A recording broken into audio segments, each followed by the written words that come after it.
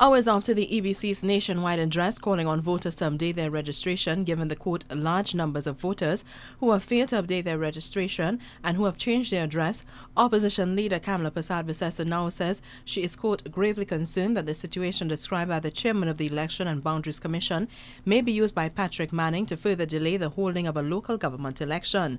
Persad-Bissessor says local government elections is now overdue by several years, and in her opinion, quote, the government must be aware of how anxious voters are to voice their discontent with the way the Manning administration has mismanaged the resources of this country, with a level of corruption that has been allowed to thrive, its limp-wristed approach to crime, and its abject failure to meet the most basic needs of the people, from health services to water. She reminds the population that the UNC has long voiced concern about what it believes is, quote, the use of housing by this government for the purpose of voter padding, where supporters are taken from one stronghold of the party and transferred via government housing into marginal constituencies to prop up their support in those areas. Persad-Bissessor says the UNC's own fears have been confirmed by, quote, the EBC's acknowledgement of the migration of large numbers due to government housing. She says the UNC is hoping that the EBC is putting in place mechanisms for investigating the, quote, legitimacy of this migration of voters to determine the existence of any deliberate manipulation of the numbers of ruling party supporters